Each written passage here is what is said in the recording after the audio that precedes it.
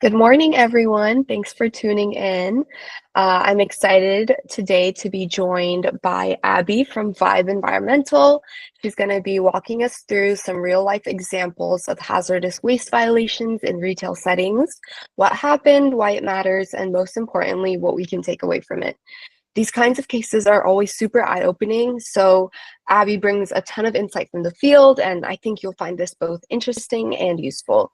So with that, I'll pass it over to Abby to dive in. Perfect. Let me get this pulled up, share my goodies with you guys.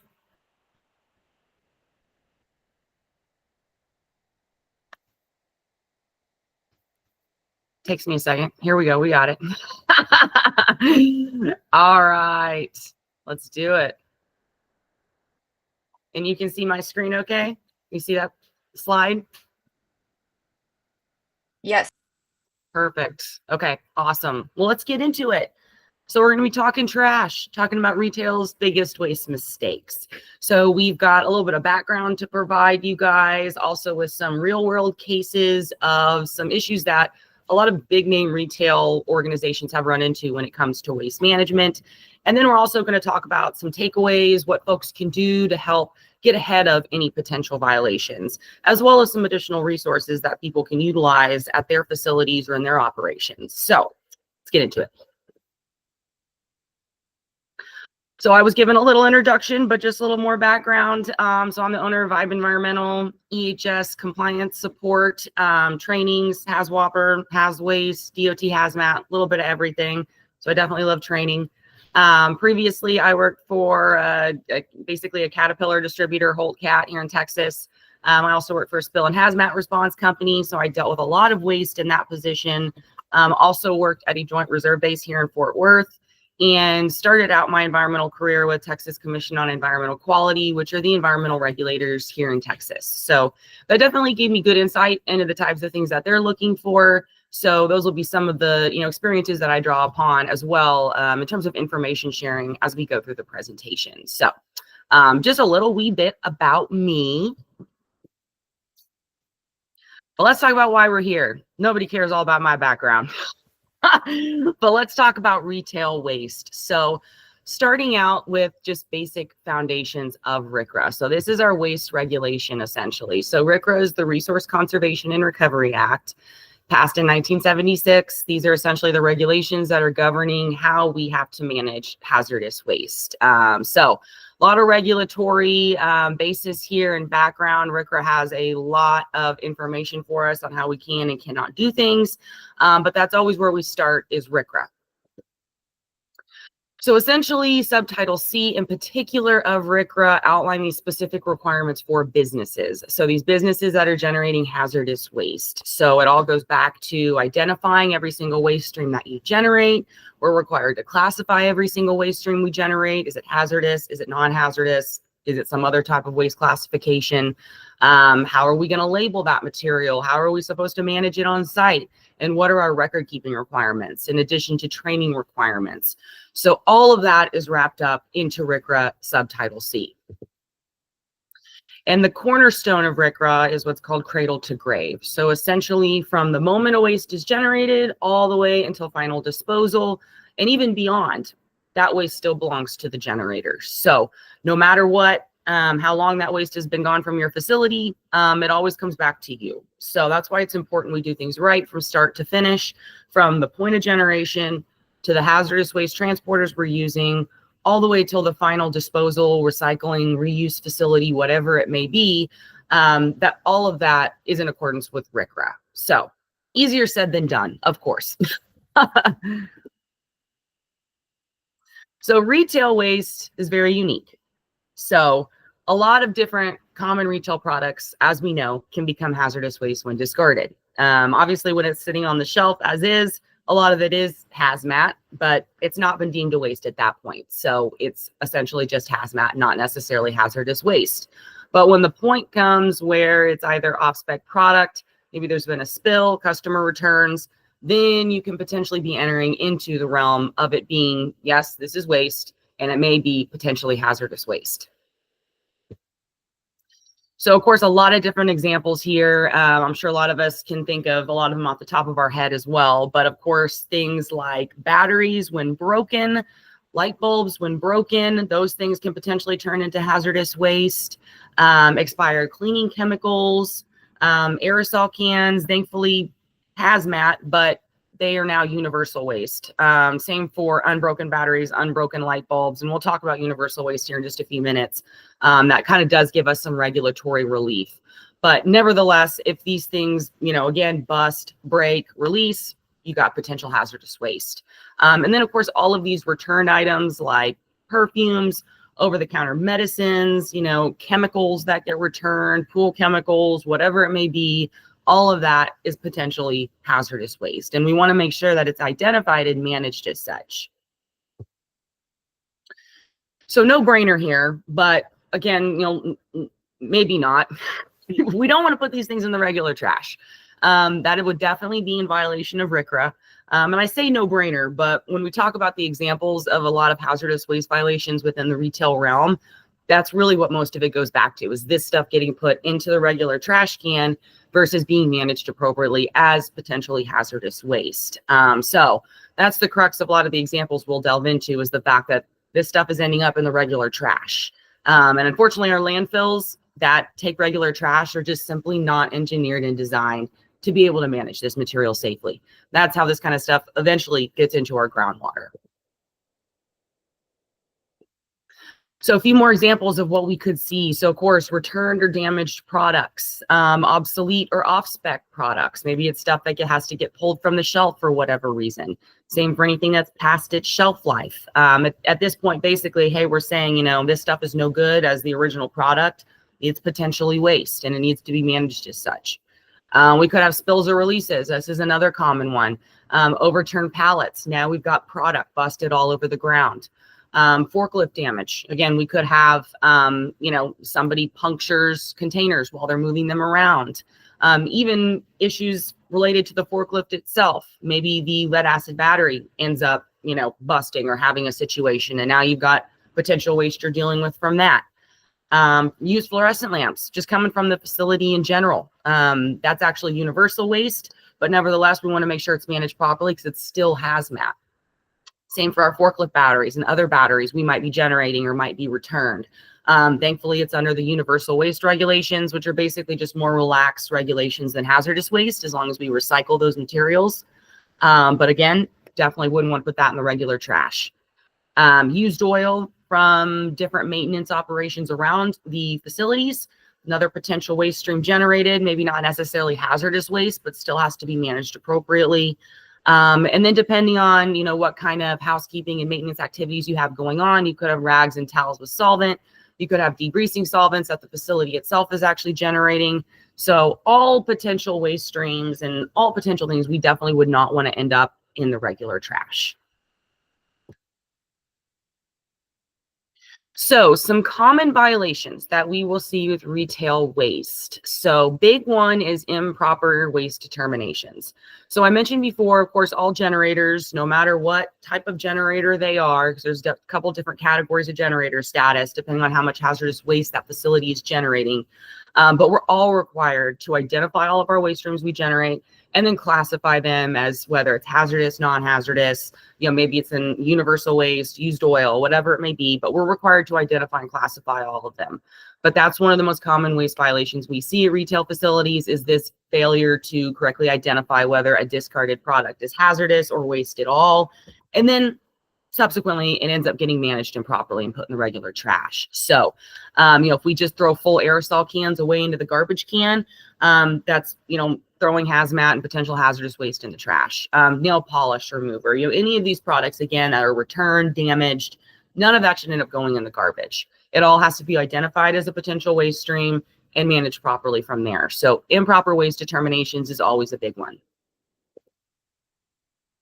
Improper container management. So, it's important that we have waste management areas set up at each facility and have them set up for success. Labeling, how-to guides of what right looks like. All of that kind of stuff is really important because a really common violation is going to be improper container management, whether it's leaving hazardous waste containers open.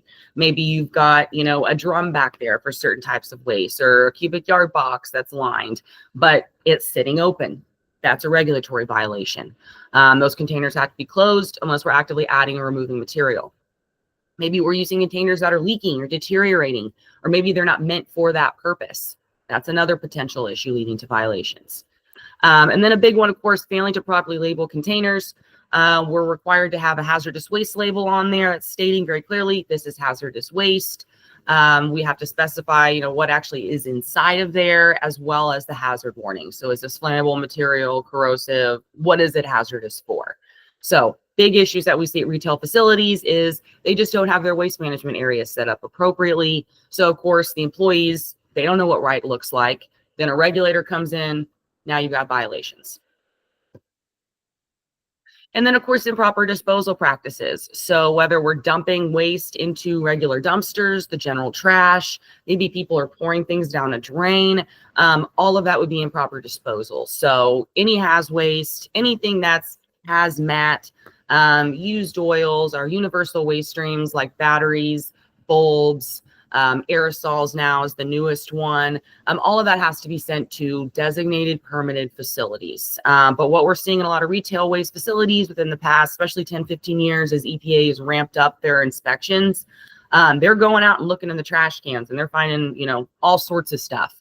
So that's definitely something that is a point of issue for a lot of our retail facilities, and even just a lot of general, commercial and industrial facilities. They also struggle with this, especially when you have contractors and all sorts of people on site just tossing anything into the trash. So improper disposal practices is another common violation.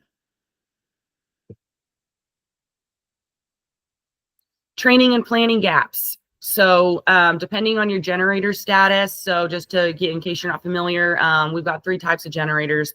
Very small quantity generators of hazardous waste, and they're generating less than 220 pounds of hazardous waste each month on average.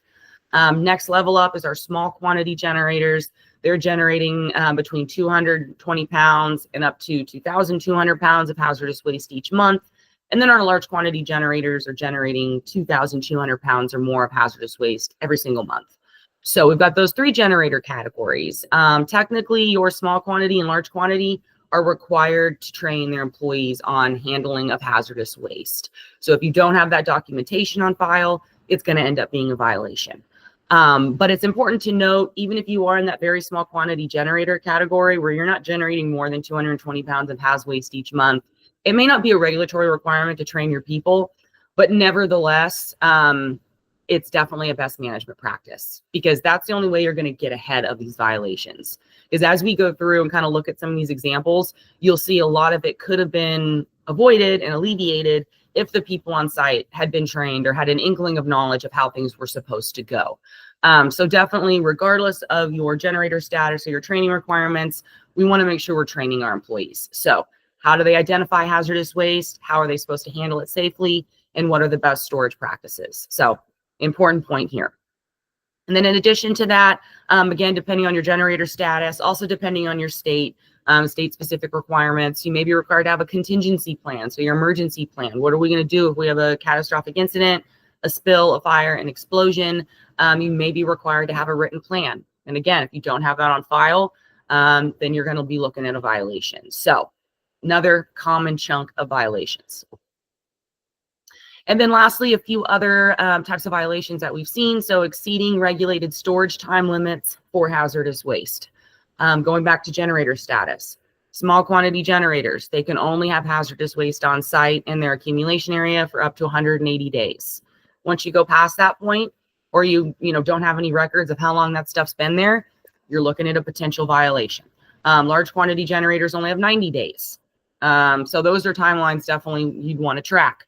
Very small quantity generators technically don't have a time frame for how long they can have that haz waste on site, but they can't exceed 2,200 pounds total haz waste on site at one time. Otherwise, if they do, that would be a violation as well. So we definitely want to track how long has this stuff been here and how much do we actually have on site. Another potential violation, failing to perform regular inspections of your hazardous waste storage areas, or not completing or filling out hazardous waste manifests for offsite shipments. So paperwork is huge, of course. Where is this material going when it leaves your site? You know, we don't just want to be like, well, it left, I don't have to worry about it anymore, brushing our hands off. With RCRA, like we said before, the cornerstone is cradle to grave, and we have to have paperwork showing where that material went for final disposal or recycling or return, maybe to be, you know, reused or turned back to another product. But we got to have the documentation for that. And if we don't, it's potentially a violation. So just kind of setting the stage for some of our common violations that we see with retail waste. But of course, very unique challenges within the retail waste realm. So the regulations originally, the way RCRA was designed and written, it wasn't really written for retail facilities. Because you think about what a retail facility deals with in terms of potential haz waste and waste management in general versus a manufacturing facility, it's completely different ball games. You know, a manufacturer, typically it's much more consistent, it's much more predictable. You know, we're able to anticipate, like, this is our operation, this is our process, we know what type of waste we're going to generate. Versus a retail facility, I mean, you don't know what people are going to be returning. You don't know, you know, what kind of spills or releases you might have based upon, I mean, just because of the sheer volume and variety of product. So it's definitely a whole nother set of issues that a lot of our manufacturers don't have to deal with. But unfortunately for retail, these regulations were written with more so manufacturers in mind and industrial generators than retail. So it kind of leads you in a little funky area for that. Few other difficulties would be related just to general operations. So, you know, a lot of these retail facilities see high employee turnover. Maybe they have limited prior experience with hazardous waste. So that can make training really, really difficult. It's kind of something that you're just constantly having to do, especially with the turnover. And you're having to design your trainings for people who have no experience with hazardous waste. So very, you know, unique audience. Again, selling a vast number of products, may not be familiar with the composition of every single one, you know, because it's coming from all these different distributors, all these different, you know, potential sources. So we've got a lot of information coming at us at one time. And when we talk about identifying all your waste streams at a facility, again, you think about a manufacturer, they may have, you know, up to 25 waste streams, versus a retail facility could have potentially thousands of waste streams, unfortunately, but just goes back to the vast number of products on site. And then, of course, there could be significant penalties if we are not identifying all of our waste streams and classifying them. But again, high disposal costs when we're dealing with all of this return product and we're sending it all out as hazardous waste. Then we kind of get put into a corner of, now we're, you know, rocking a hard place because we're trying to get this material classified and sent out properly according to RCRA, but we're also trying to work an angle where maybe we can send it back, you know, that reverse distribution where maybe it can be remade and resold into something else, or, you know, whatever it may be, recycled. But as we're trying to figure all that out, your regulatory clock is ticking for how long you've had that stuff on site. So if a regulator comes in and is like, what's all this stuff over here? And you're like, well, it's a bunch of returned product that we're trying to find a home for. They're going to say, oh, returned product sounds like waste to me. So that's why we want to have plans up front, thinking ahead, and really trying to anticipate these difficulties. And then lastly, of course, your logistical issues, kind of what we just mentioned, the reverse distribution process can be complex. It may take time. So as you're sitting there trying to figure this out, you know, you may be open to regulatory scrutiny. So it can be difficult as well with how many facilities you may be operating, you know, depending on what the retail facility is. You know, there may be hundreds of them. And then not to mention limited backroom space. So where exactly are we going to put waste management areas at this facility? You know, maybe there's a lot of, you know, forklift traffic. You've got all this product and material coming in. So where are we going to put the waste? So that's another potential logistical issue at a retail facility.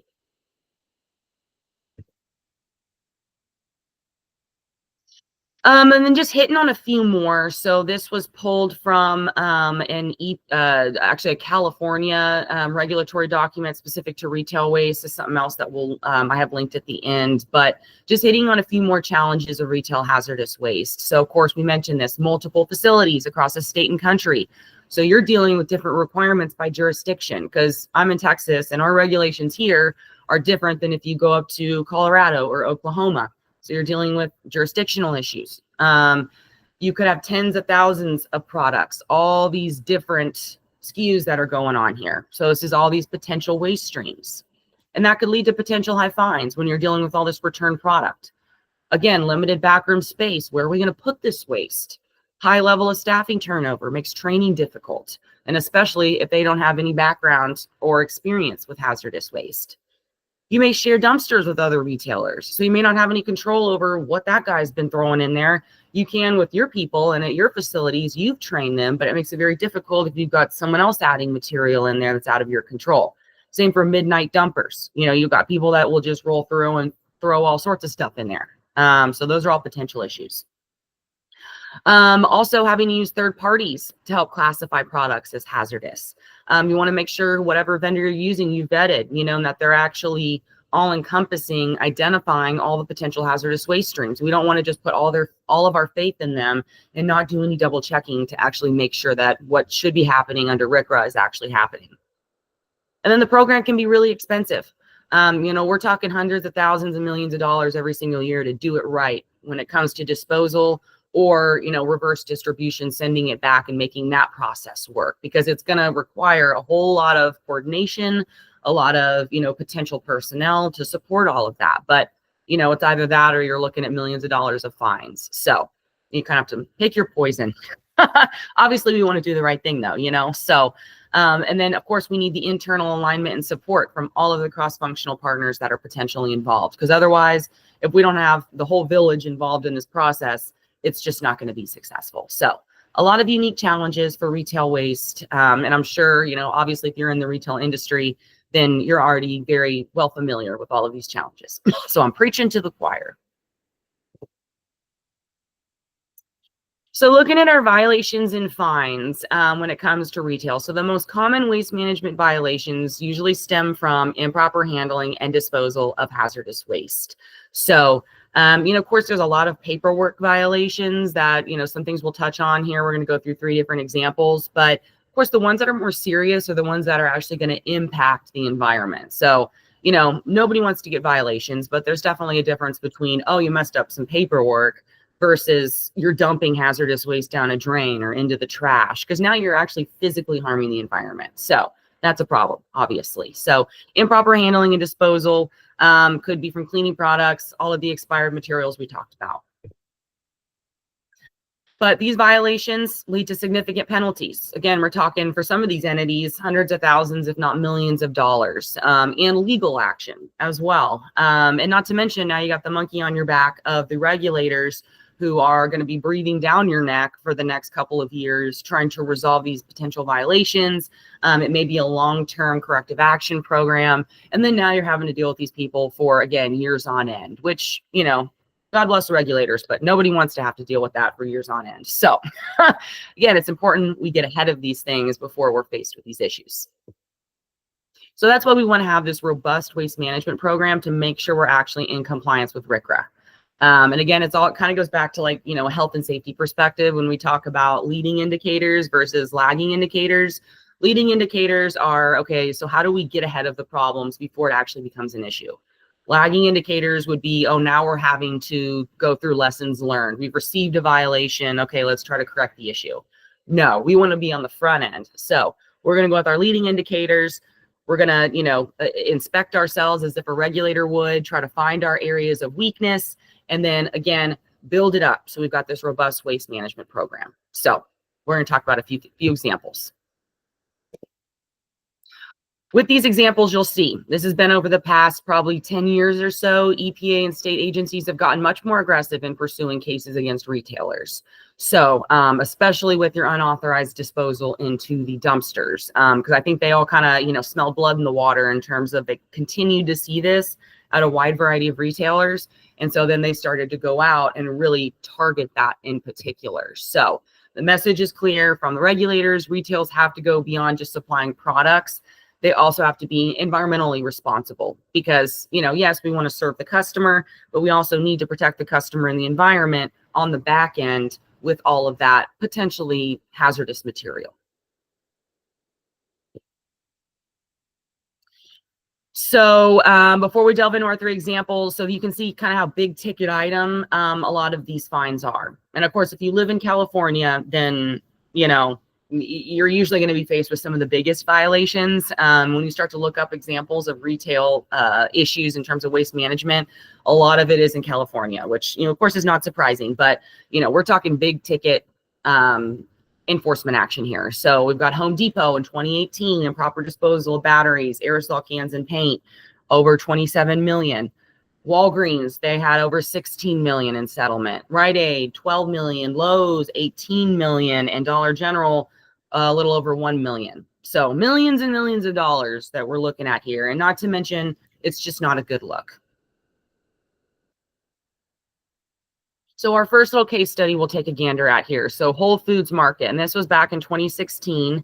And to note, a couple of the examples we'll look at here, it seems like a lot of them were clustered around the period of like 2012 up to 2020, like before COVID hit. There was this point of where it looked like the EPA was just really going ham on these retail facilities. And not to say they still aren't, but a lot of it has been delegated to the states instead.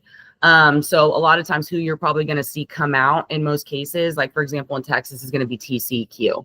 But the 3 examples we're looking at are actually enforcement coming from EPA itself at a federal level. So we had Whole Foods Market here in 2016, basically failed to conduct or document the waste classification process, leading to repeated misclassifications, illegal disposal in dumpsters and sinks, resulting in improper handling, storage, and disposal of regulated waste. So this was in multiple states they looked at: Texas, Louisiana, Arkansas, Oklahoma, and New Mexico.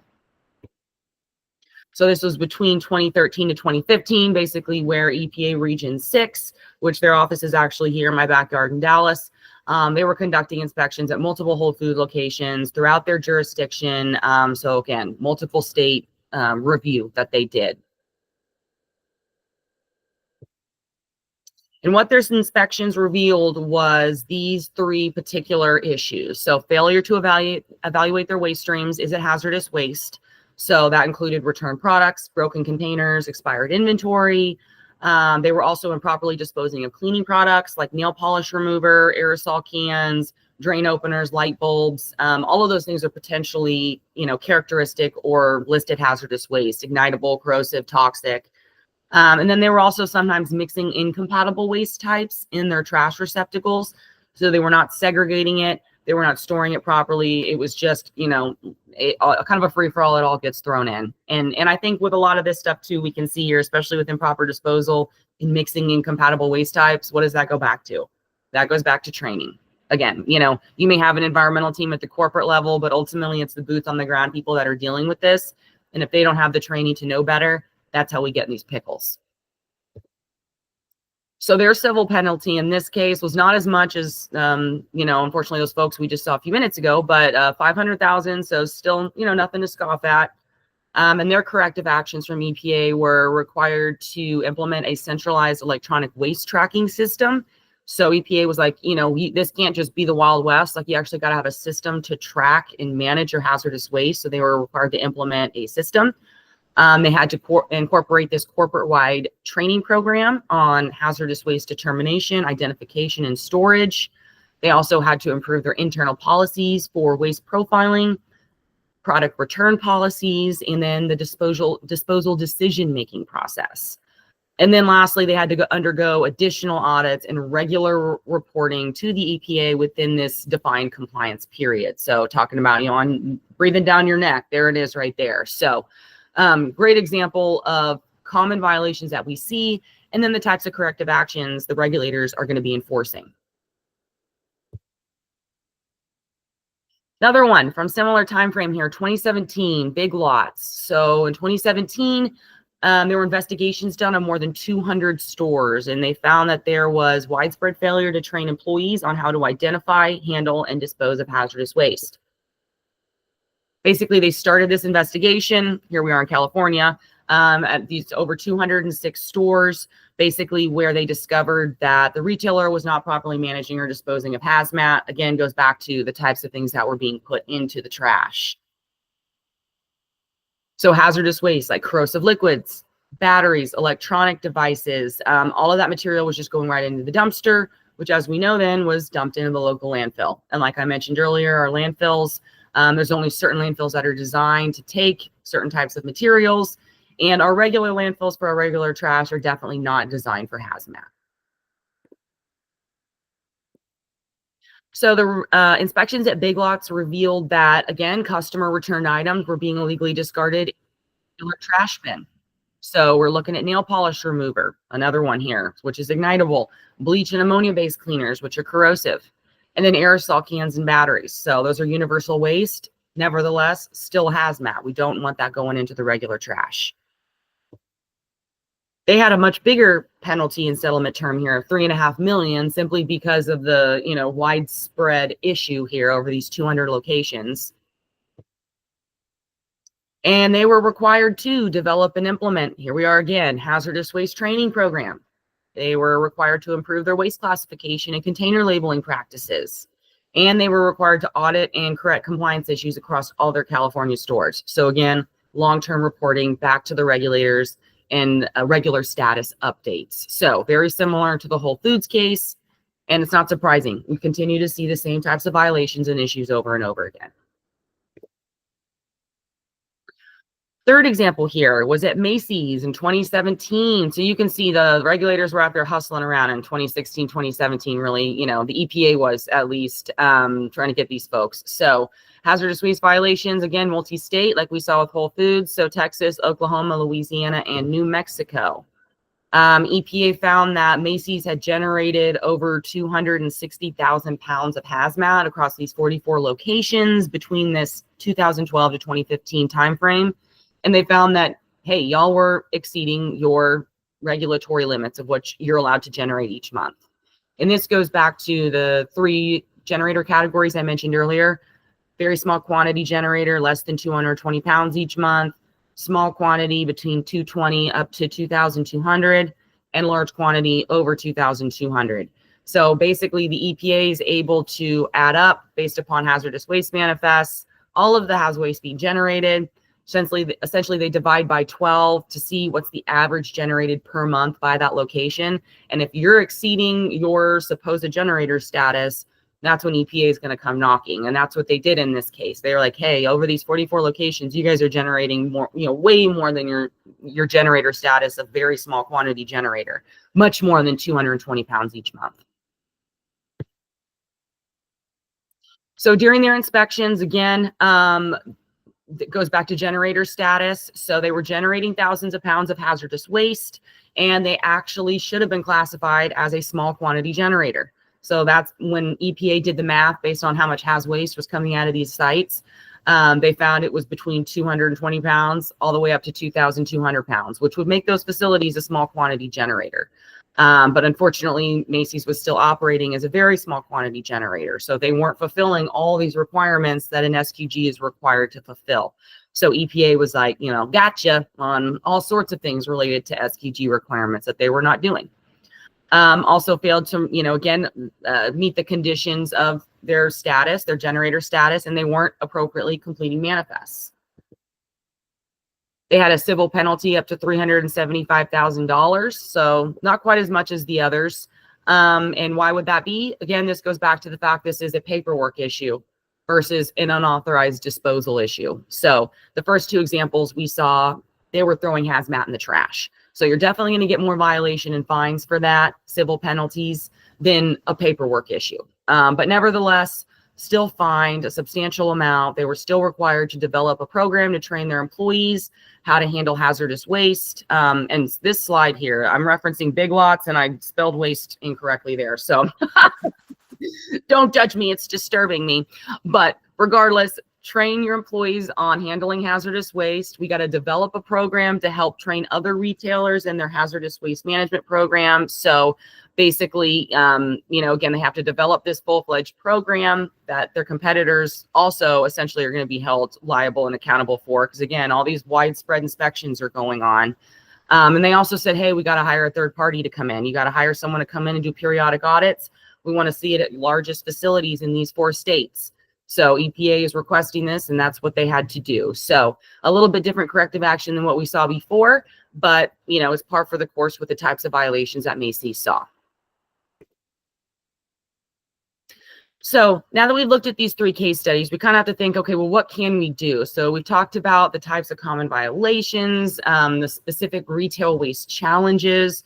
And so it leaves you asking, okay, well, then what are we supposed to do here? Because the regulations weren't written for us. This is a tough spot to be in.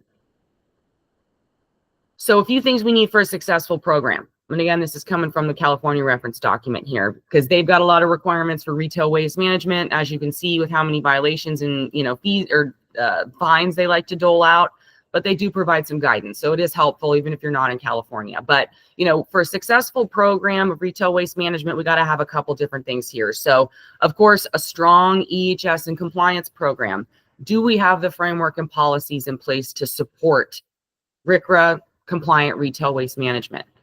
What about our hazardous waste vendor? Do we have a company that's reliable that we're utilizing that can help us manage our waste and track it? Our operations. So, do we have the internal personnel to even support this? Kind of goes down to human resources with accountability and training as well. Again, it takes a village. You're not just going to have, 5 environmental people for 50 stores and think that that's going to suffice. Again, we want to make sure that we have the actual support and operational framework to support the programs that we're trying to roll out.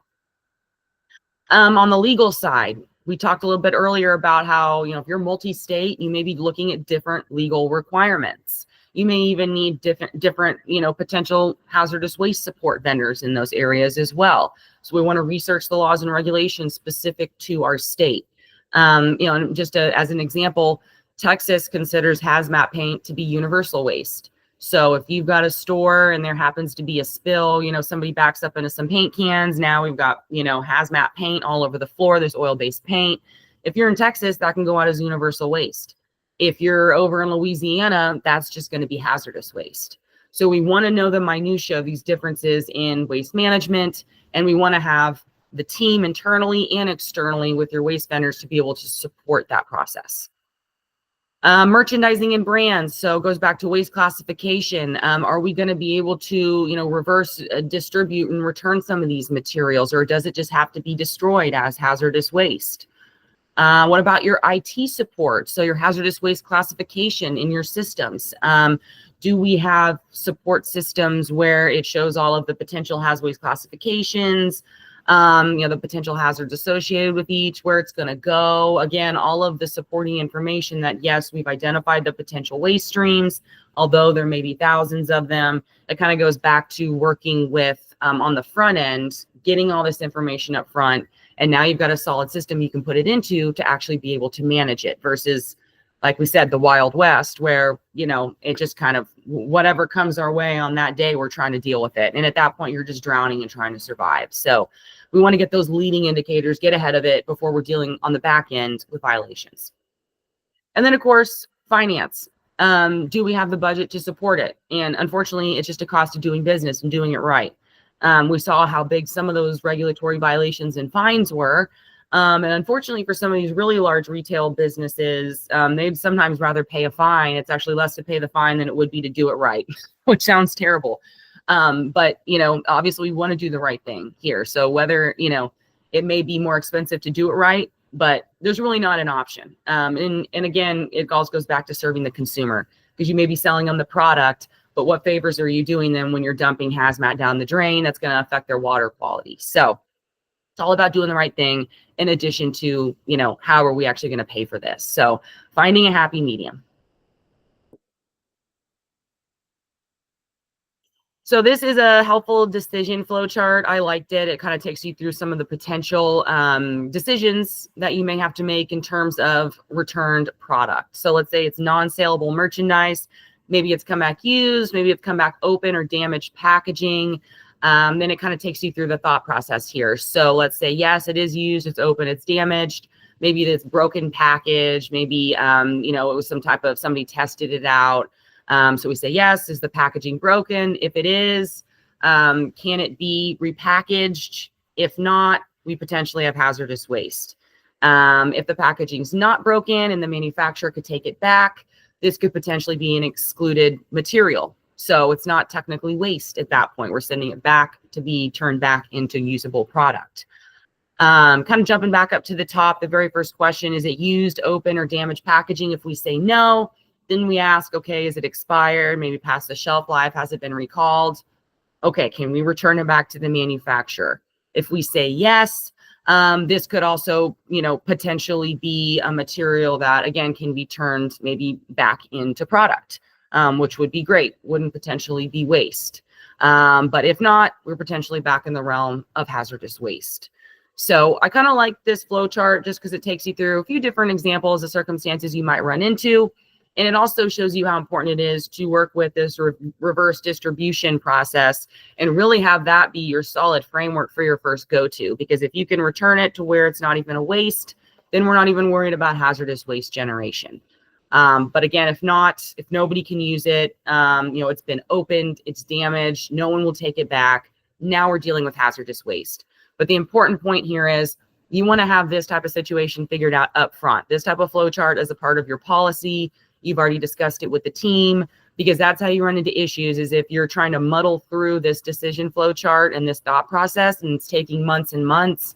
Now a regulator shows up and you have all this stuff and, you're trying to explain to them about what you've been trying to figure out here, and they just don't really care. You're in violation of RCRA at that point, because they're going to see all of that as potential hazardous waste that's not being managed appropriately. So this is a nice flow chart to be able to kind of pluck some information from and tailor it to your operations. So some key takeaways. Again, what can we do here to help avoid violations? So always conduct a proper waste determination and maintain clear documentation. So that's why we want to have a system to track all of these potential waste streams generated at the facility, how that material is going to be classified as a waste, and how we're going to manage it as a waste. Even better, what are we going to do if there's a spill? And where's it going to go for disposal? Or if we're able to return it, reverse distribution, that would be great as well. But again, we got to have something structured and set up for this. In particular, being notified and having tracking if a facility is sending out material as hazardous waste, because we want to know, is this going to affect the generator's status in terms of the store being very small quantity, or large quantity. Provide designated areas for waste with designated containers, because the easier it is for employees to maintain compliance, the more likely compliance will be maintained. So we set them up for success. We give them designated containers. We train them on how they should be labeled. We provide them with the labels. Maybe you've got some type of signage in that area about what right looks like, so they have a reference point. Because again, it goes back to a lot of these people may have never have handled hazmat or hazardous waste. So providing them with an example of what they should be doing, all they have to do is reference that and emulate that. So it makes it a lot easier. So again, we have to plan for our audience and set them up for success.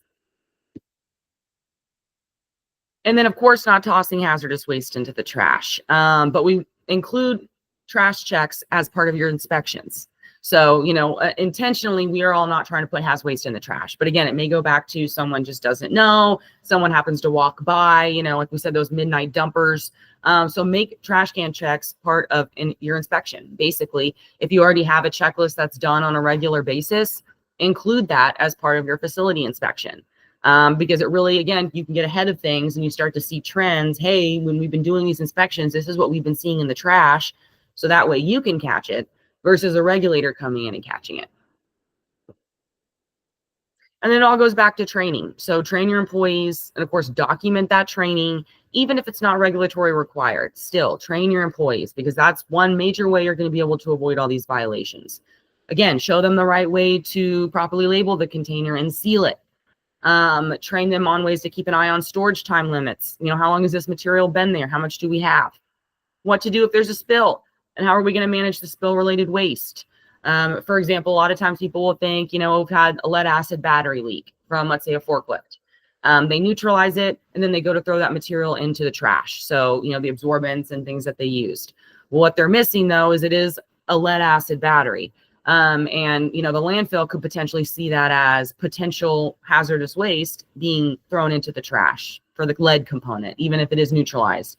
So it's getting them in that thought process of questioning everything that they put into that trash. And then, like I said, quick guides and posters of what right looks like are always hugely helpful. We want to make it easy and as simple as we can for the people who are actually dealing with this on a day-to-day. So lastly, just a few free resources that are very helpful for retail waste management. I love the Retail Compliance Center, so I'm sure a lot of folks have visited this site before, but they have a lot of helpful tables and matrices that are specific to retail operations. So they've got a hazardous waste variations by state matrix, which is awesome. So, kind of gives you some information varying by state, how those regulations are going to be a little bit different. Also gives you matrices on variations in hazardous waste generator reporting. They even have it for emergency generators. So there's a multitude of tables and matrix that you can look at. So definitely a great resource to be able to check out. And they've got articles on, all sorts of stuff about, ways to avoid violations in addition, like what we've talked about and common examples seen in the past.